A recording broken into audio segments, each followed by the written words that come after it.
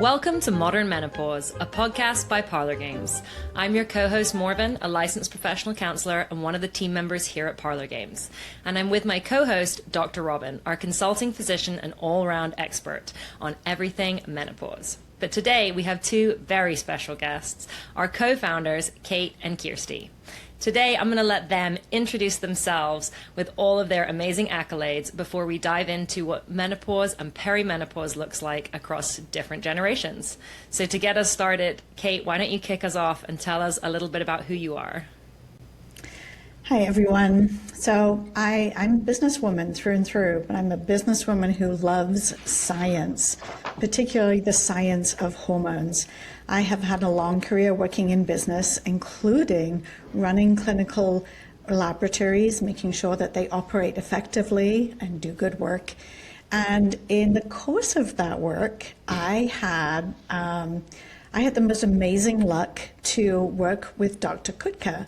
She is a very experienced practitioner. And in the course of the work that we would do together, we would travel to conferences, we would talk to practitioners, and I learned a great deal from her. And in the course of that, I learned that there are often big gaps in education for women about perimenopause.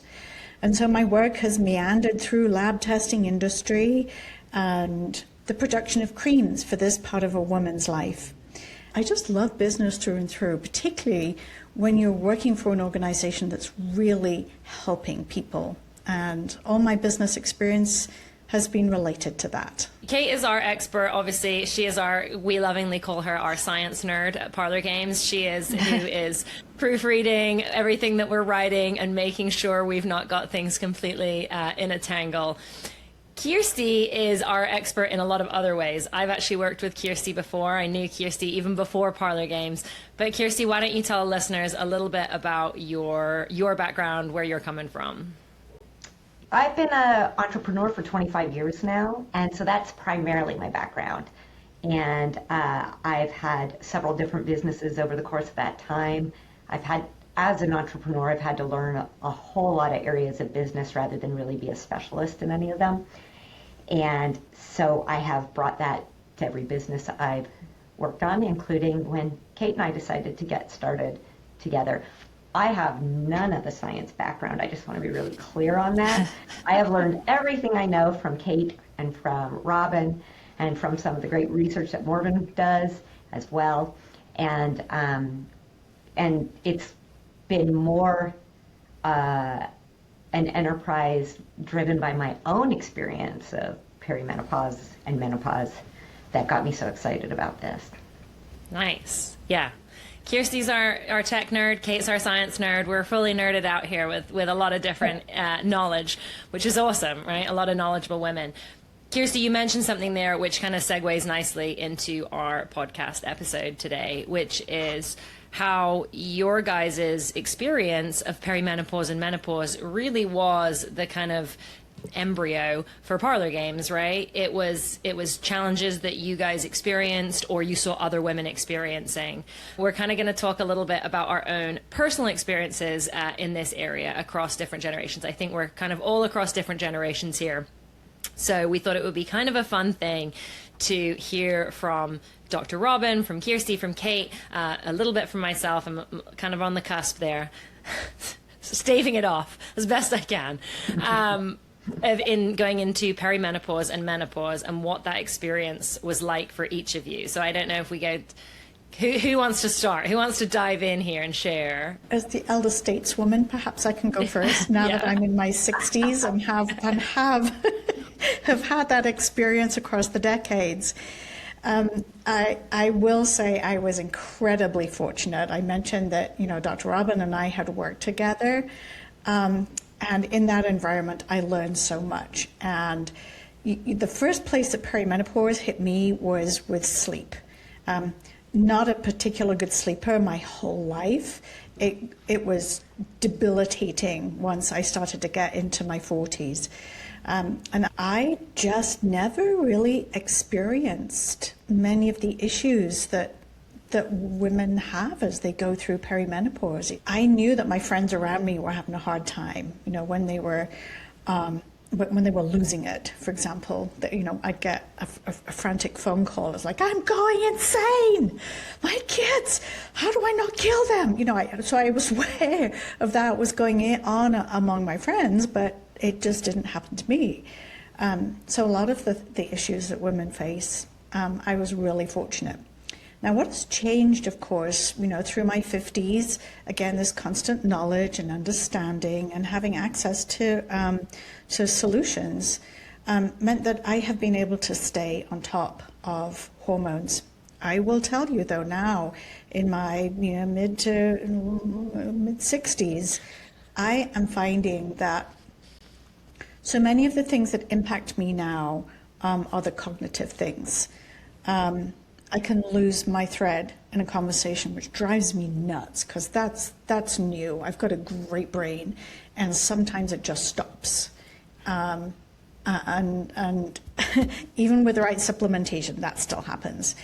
I find that I have to be proactive, so proactive with my health, because I know a lot of the things that become issues for women as they're in their 60s and then 70s, they're actually invisible. It's things like your bones.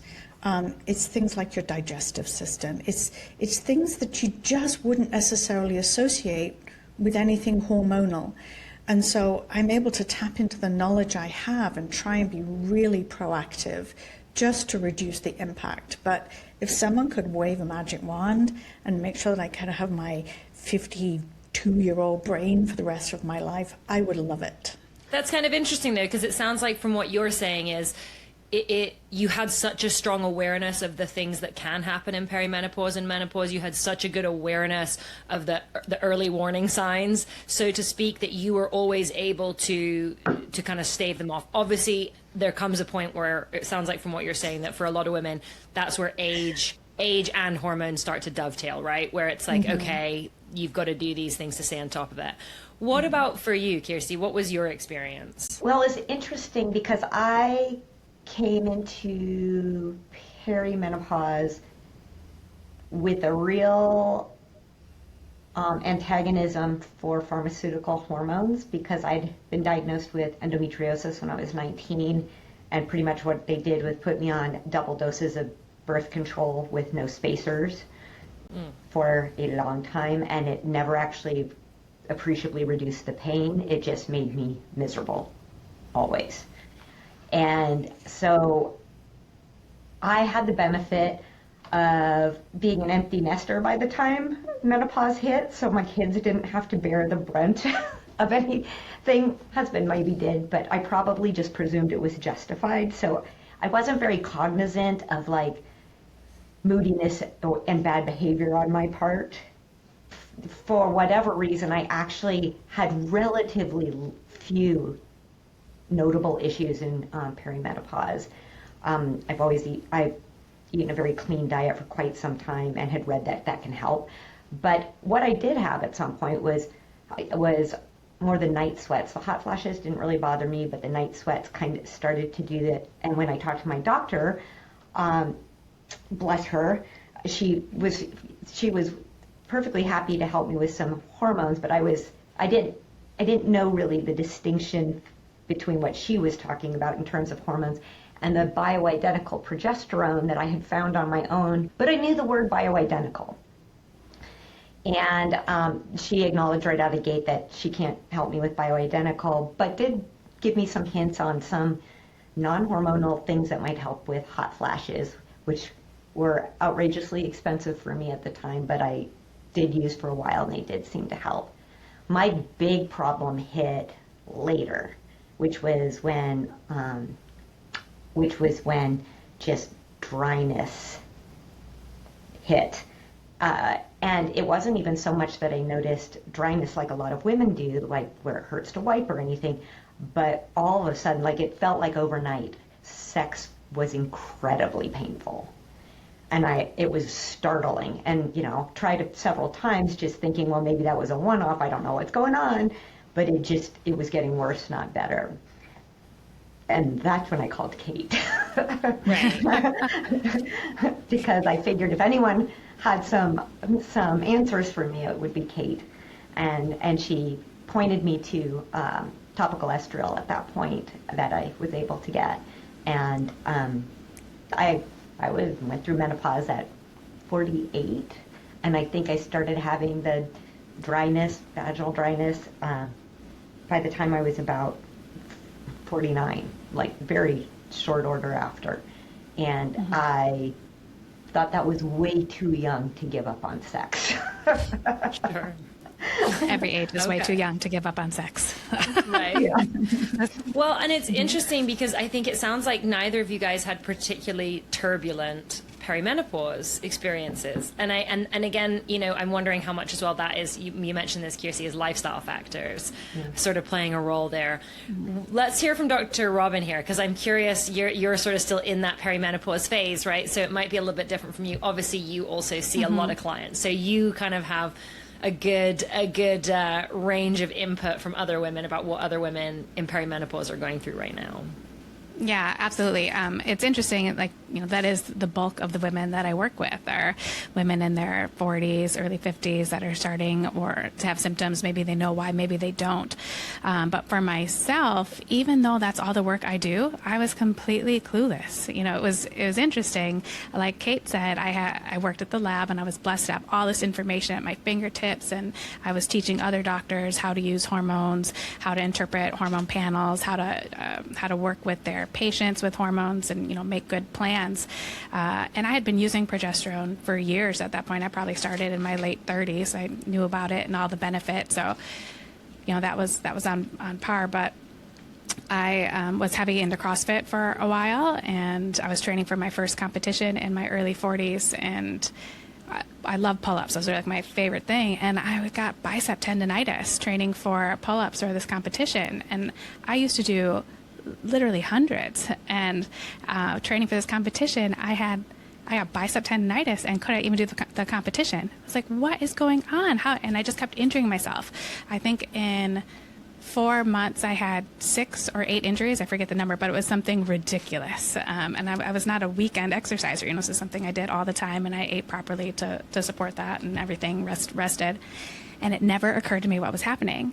But I have a twin sister, and I talked to her, and she said something about she had been menopausal for something like 4 years already. I was like, wait a minute, what? And that was my light bulb to be like, oh, that's what's happening, which is so interesting because, of course, we teach women all the time that, you know, menopause and these changes are not just hot flashes. And here I was experiencing this one symptom that now we talk about a lot more as women, I think, and that conversation is there. But this is before social media really brought all this up and people were talking about it and it was at the forefront. So for my own experience, I was just kind of clueless. I'm like, I'm too young for this. I think I was 41 or 42. My sister was menopausal early. She has some other endocrine conditions, so which influenced that. But anyway, that was my aha moment of, oh, that's what's happening. And I'm still perimenopausal. I'm 49 at this point, and you know, sleep was my superpower forever. I could sleep anywhere and everywhere, and then all of a sudden I couldn't. And that was frustrating. Like, I feel for women who experience that for so long. It's such a domino effect to the rest of your day and your stress and your mood and your cognition. It's much better for me now. You know, I kind of found the magic combination of what works for me. Luckily, I didn't have to experience that too long, but that was rough. And then, like Kirsti mentioned, vaginal dryness just kind of came out of the blue one day. You know, I was on a walk with a girlfriend. We were traveling. We were working together on a kind of a working weekend.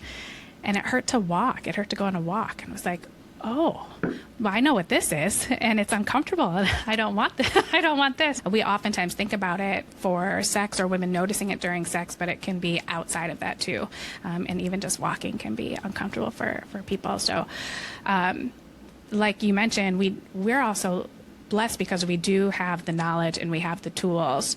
I think sometimes we're better at teaching them to others than we are to putting them, you know, towards our own health. But yeah, I'm grateful Well, for it, you for sure. mentioned you mentioned something crucial there as well, which I think is there are so many different things that can occur in perimenopause and menopause, right? There's this public knowledge, public front-facing knowledge, which is, hey, you're going to get hot flashes, and then it's going to be unpleasant. Your periods are going to go haywire. You're probably going to be kind of bitchy for a couple months, and then it's going to be done. And I think that the reality is that is the messaging that women did get for such a long time, which kind of segues into our next topic, which I'd love to ask you ladies about. And this is one area where I think I have a little bit more of an insight as well, being from a different generation, but is what's the kind of cultural, public, front-facing messaging surrounding perimenopause and menopause in your generation? Because I think that it's interesting, right? If you look at different generations, what was being told to women about perimenopause and menopause at that time. And so I'm curious if we start off with our what was it you called yourself, Kate? Our matriarch, our wise leader, stateswoman. Yes. If we start off with our stateswoman, what was the public knowledge? What was the kind of front-facing social? Was it kind of go be quiet and stop bleeding quietly somewhere away from everybody else? Was there information about it? I mean, what were you hearing? Oh, it when was you were going definitely through? that we don't want to hear about that. Yeah. It was a shutdown. Like, no. It was a no. And I'm I'm a member of my Rotary Club here in Grand Junction, and that's all business leaders in the community. And there's a high proportion of them are men, a high proportion of them are older men. I think some of them are actually afraid to talk to me just for fear that we might end up in a discussion about hormones. Men are terrified of this discussion. I think they're also terrified of how when women get into this perimenopause, certainly the later perimenopause stage and then the postmenopause, and they're like, I don't care anymore. I'm not putting up with your nonsense. I think they're terrified of that also. And so, the approach is it always was to not talk about it, to shut it down. I can remember once being at I've shared this on other podcasts too, but I share it because it's so real. I was at the dentist with one of my daughters, and we just got talking whilst they're doing the cleaning. What do you do, et cetera, and I was talking about working for the lab and hormones and blah, blah, blah, the whole thing. And it wasn't long before I had this whole group of hygienists, dental hygienists, in a circle around me, and I'm teaching them about hormones. Yes, your tender breasts could be to do with inadequate progesterone or something. There was so lack of information. I know it's changed, but 15 years ago, oh gosh, there's so little available for women to understand what was going on with their bodies, let alone to have its space in the world in general. So I'm pretty excited that the tide is turning. I will say it's still turning slowly. Yeah, I think men are still afraid. I had a friend tell me a great story recently, which I think highlights that men still don't know. She had a UTI, and she was in quite a lot of pain, obviously, as we can all attest to. And she was kind of on the couch groaning, and she has shared with me that, and I don't have to say her name, so it's fine, but that for her period cramps, having sex helps her period cramps. Fine. So she's on the couch and she's like, I've got, this UTI. And her husband knew she had a UTI, and he goes, well, maybe we can have sex. And she looked at him and she goes, why would we do that? And he goes, well, because maybe it will help, like with the other thing. She said, I've never wanted to hit him so much, but I think I don't know that men are any more knowledge. I think there are some men, sure, but I don't know that men are necessarily any more knowledgeable now than they were 15 years ago.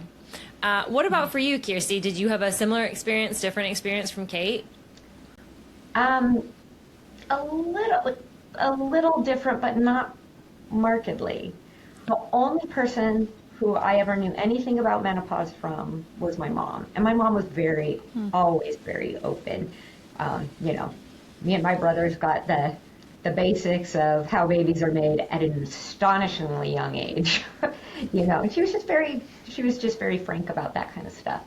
But the only thing I heard about menopause was she complained a lot about hot flashes, and she had them for a long time. But one thing I just realized thinking back at that time when she was going through menopause, she was also going through some struggles, just in her marriage. They were empty nesters.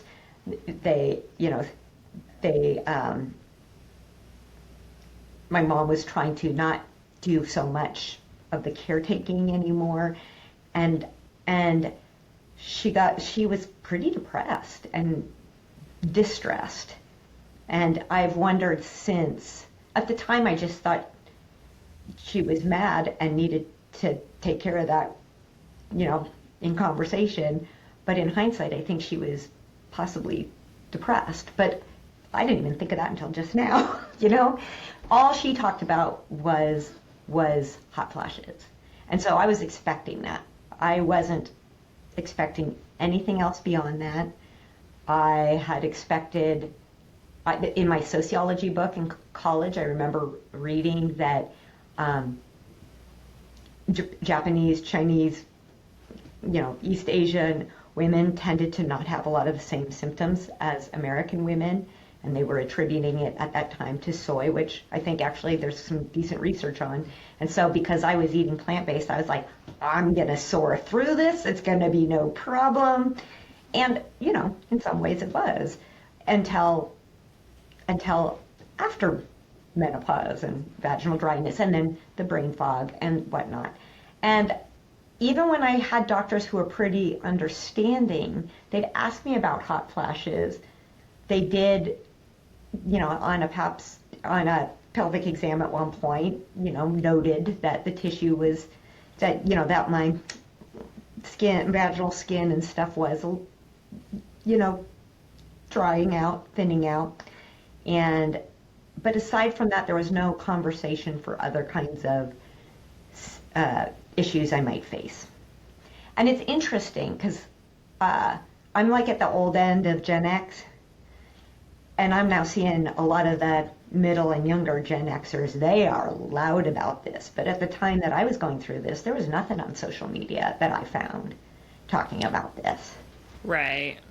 And Okay. So it was purely through the guidance of Kate that I started navigating these, and then as I got to know Dr. Robyn, she gets leaned on as well now.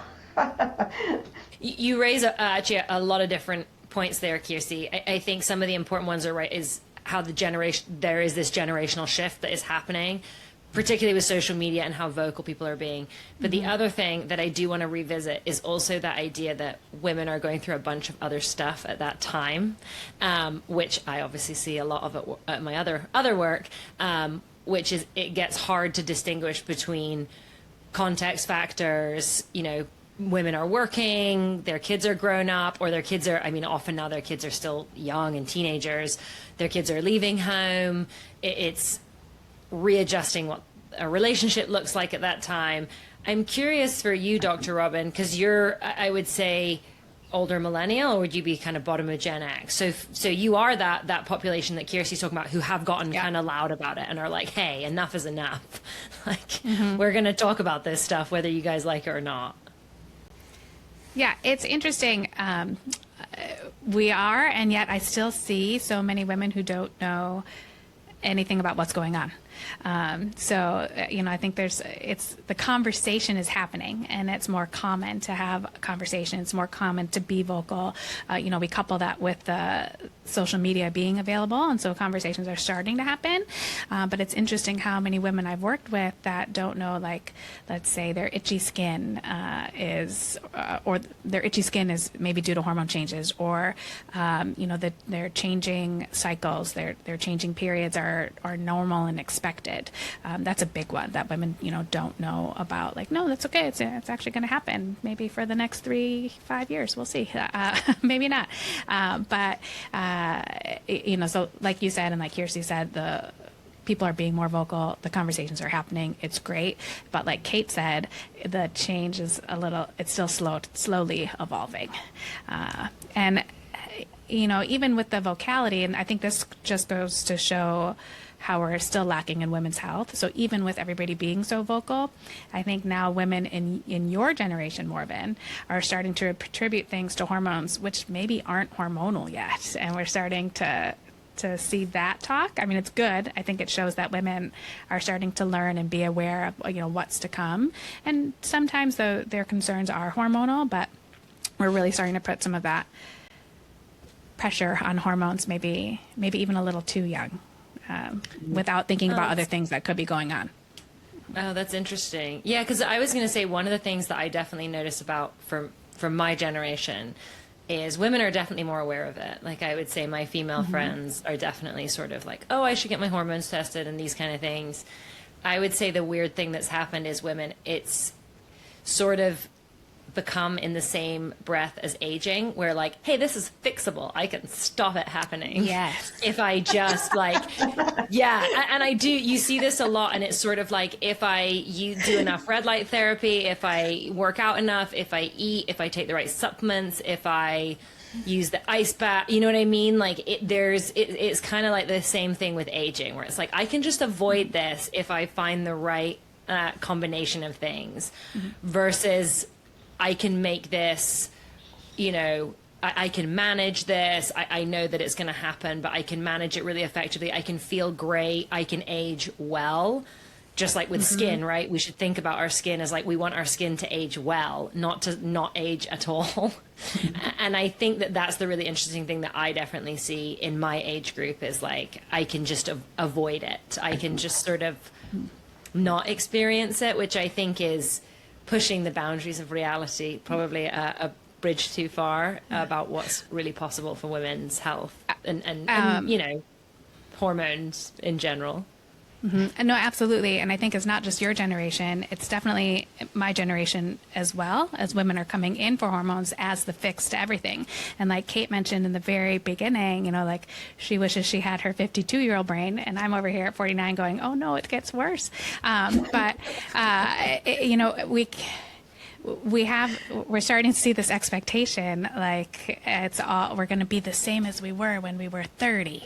And that's not the case. Yes, we're going to have some changes. And as we talk about it more and we address hormones and we choose, whatever plan works best for ourselves and the individual, we can see an improvement in our quality of life. But we're still going to have some hormonal shifts because, let's face it, they're shifting, and having some grace with ourselves and understanding and acceptance there that there are changes, and changes aren't necessarily bad. They're just different. Sure. Yeah. Okay. Well, tell me, because I'm curious to hear each of you guys' take on this about what Kirsti mentioned about like women have a lot going on, right? In their 40s and their 50s and even beyond now, right? We age so much better. Humans are healthier. We're living longer lives, healthier lives, better lives. We're having kids later. The age, that time period, right, from 40 all the way through into our 60s, right, has become, women are raising families, working, they're often doing hobbies. There's a lot going on as these big shifts are happening. Dr. Robyn, you mentioned, women sometimes attribute hormones to things that are probably more like cortisol or lifestyle factors. But I'm curious, I guess, for each of you, and this might not just necessarily be personal experiences, but even the experiences of the women around you, is what were you seeing happening to women in that kind of 20-year time span where it's like, hey, you're undergoing these massive physiological hormonal changes, but life doesn't stop. And the people around you don't necessarily, Kirsti, you kind of touched on this, right? People around you don't necessarily care, not in a negative way, but they're like, oh, you're crabby today. And inside you're like, I'm melting, I'm falling apart, I'm just a wreck. What were you guys seeing in that time span for yourselves, for the women around you, when you are undergoing such huge changes and life is just still rolling along? Let me start that one off because, I perhaps got the deeper history on that. If I can use like an analogy of a glass of water, and in that water, just replace kind of the concept of water with stress. things that make demands on us. When we're 20s, we can deal with most things while juggling everything. And we still have time left over for this, that, and the other, for play, for like nights with no sleep, blah, blah, blah, blah, blah. All the things we can. As we start to get older, I think there's a component. Yes, there are more things that demand our time and that have the potential to cause stress. But as hormones do change, and as our bodies go through that maturation process, our bandwidth for dealing with those things seems to get smaller. At least it's my experience with my generation. We can take on fewer things. It's not that we're not capable, it's just that we can take on fewer things. And so, back to that glass of water analogy, the things that fill it, we just have more things in there. We might not have children at home, which is my case, but for example, this weekend, I had both my adult daughters in their 30s who needed things from mom, on top of all the other things that I had planned and organized for this weekend. I had mom's daughter support going on this weekend as well.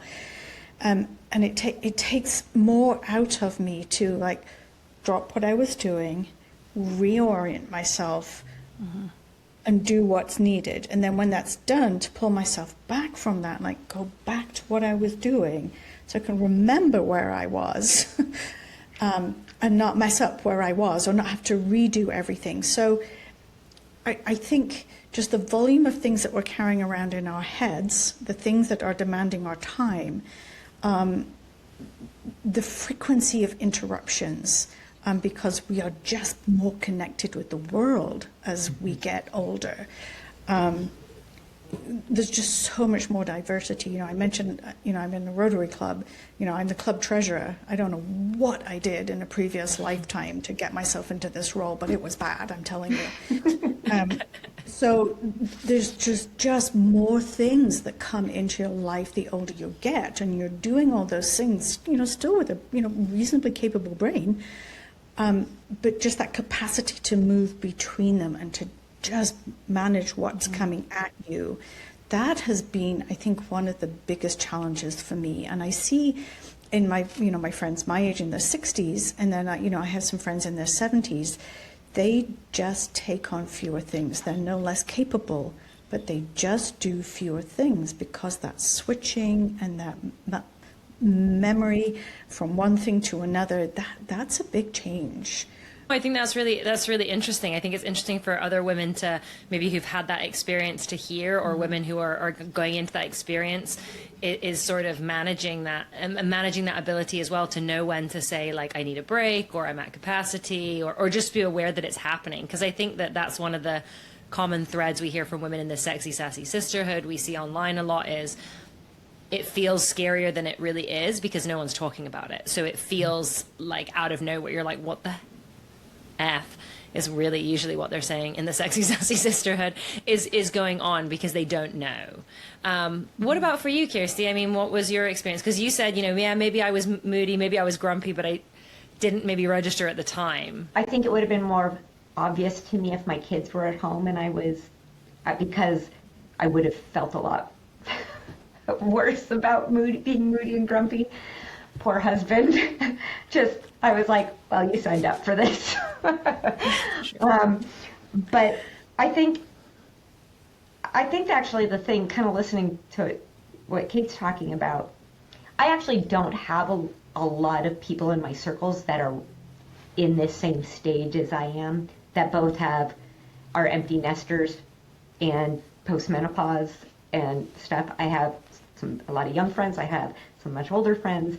But I don't have a lot of people right in this demographic with me, which has been interesting. And I think that while I've had the benefit of dealing with this as an empty nester, I would say that one of the things that I sort of welcomed was caring a whole lot less about what people think.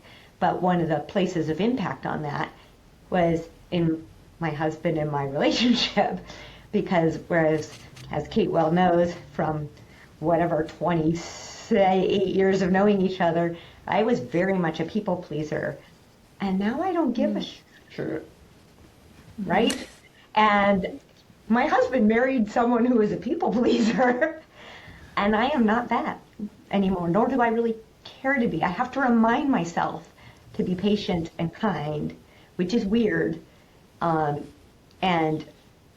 doesn't always make me feel terribly good about myself. But I also noticed that just with a lot of things going on, you know, being a business owner, I have 2 grandkids I want to spend time with.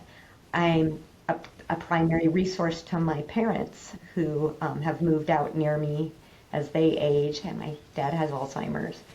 I'm a trustee for a dear friend's estate who just passed away. You know, like there's things that pile up and all these to-dos, which I used to feel when I was younger that I could just rattle through to-do lists. Like I just motored through them.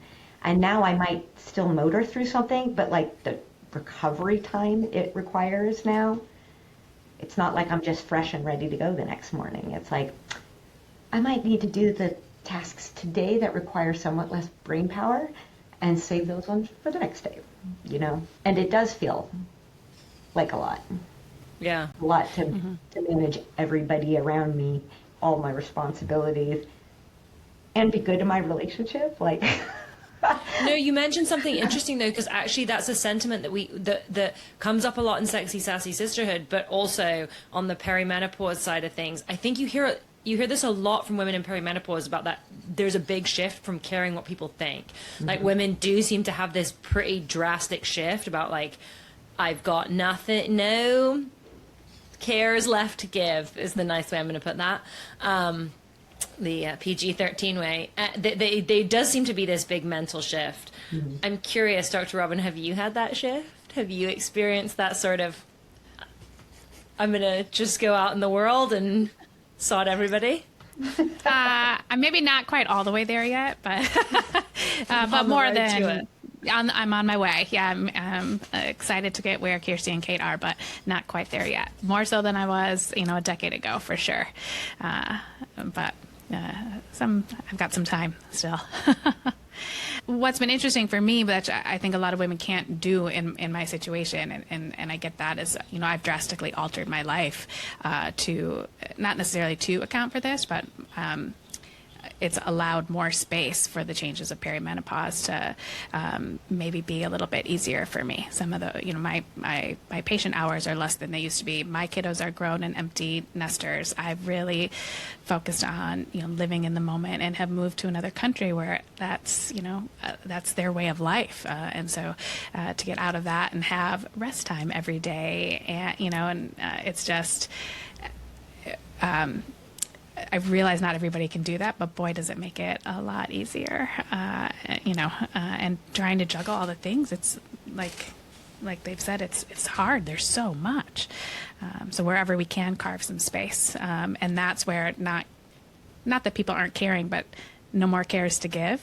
That's when people stop, I think, saying yes to things that they would have normally said yes to, but now it hurts in their chest. Like, I don't actually want to do that. It's a good boundary to have, and it starts lowering how much water's in that glass to make things a little bit more manageable for people. So it's a necessary shift that comes, I think, with our menopausal transitions. I just want to tag on that one. This saying yes to things, one of the things I've done is promise myself and my partner, because he's ready for some time with me, that I will not say yes to anything new for the rest of this decade. Oh, I love it. That's it. Nothing new. I will do what I've committed to, and nothing new. I like that. I'm, obviously I'm sort of in a different phase. I'm still in the hey, I can crush my to-do list. So I hear these things and I'm like, oh shit. How much time do I have left? Yeah, I know. I'm like, okay, get shit done now. Get everything I need to get done now so I can just chill for the next decade. It's not going to happen because I've got 3 kids who are 10 and under. But, I can just take a lot of progesterone and hope for the best. Anyway, with that being said, we probably should wrap things up. I want to ask each of you, though, what would be the one thing that you would want women to know who are going into this? They haven't hit perimenopause yet. They're kind of about to. They're on the cusp. What is the one thing that you think, it's that women need to know that's not as well known, or that's not sort of put out there as the general knowledge for women, that they can find on Google, they can find on Menotalk, as it is fondly known as?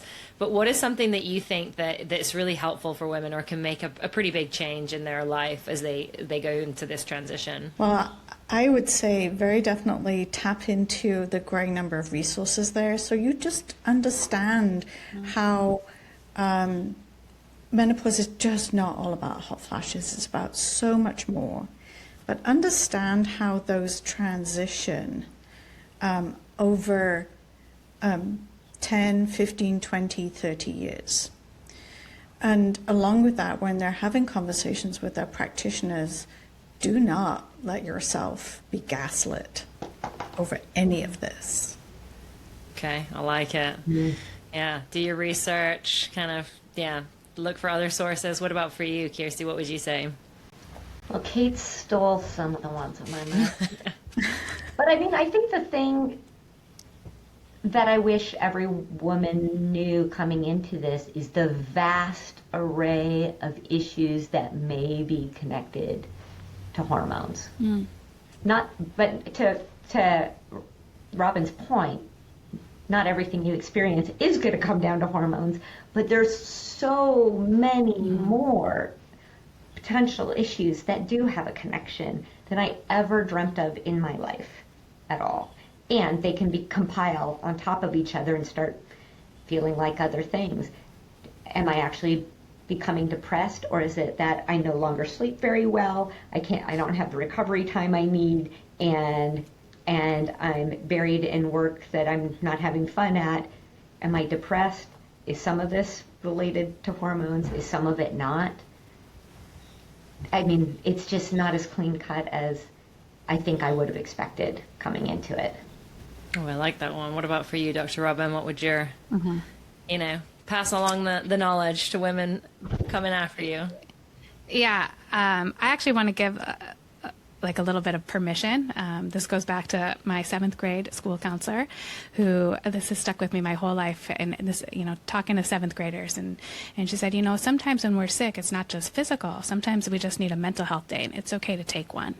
And I think in these years, we push so hard to get through and just, deal with it. And we don't make enough concessions or changes in the workplace or thing for women. And, if it doesn't always feel good. And if it's a really crummy day, it's okay to take a sick day, even though you don't have a fever. Take it off, rest, give yourself some recovery time, and get back at it again later. I love it. Amazing advice from some very wise ladies. My piece of advice would be for our listeners: listen to Modern Menopause. Check it out on Spotify, on Apple. Visit our website. It's parlor-games.com. There is a ton of information there. You can hear more from Kate and Kirsti. You can hear a ton more from Dr. Robyn. As kind of Kate mentioned, that there is a lot of stuff out there. There is a lot of information. If you know where to look, we're where you should look. So yes, if you enjoyed this episode, please be sure to share it with friends, with family, with other women that you think would appreciate it. As always, thanks for listening. Be sure to like, listen, and share.